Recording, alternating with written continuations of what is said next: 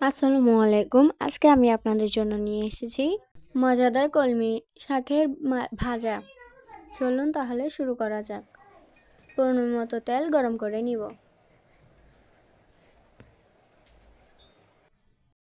এবার ৬-৭টা শুকনো মরিচ দিয়ে দিব।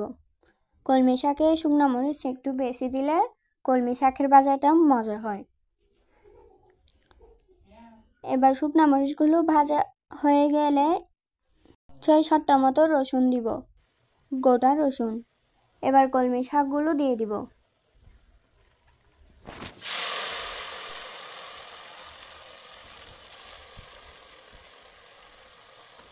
এই কলমি শাকের ভাজাটা এতই মজা যে একবার খেলে বারবার খেতে মন চাইবে।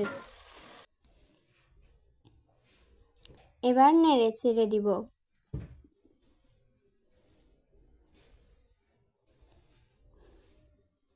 এই কলমি শাকের ভাজাটা একদম কম সময়ে করা যায়।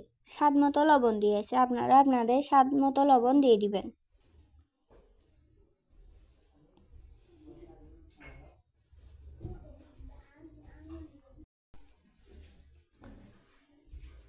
কলমি শাকটাকে আমি 2-3 মিনিটের মতো ঢেকে রেখেছি। 2-3 মিনিটের পর এবার নেড়ে ছেড়ে দিব।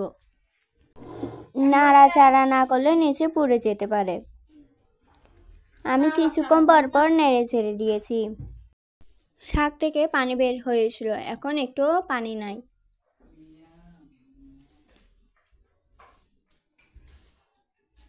প্রতিবারে শুকনো মরিচ একটা করে ভাত দিয়ে খাবেন, এটি আরও মজা দ্বিগুণ হয়ে যাবে।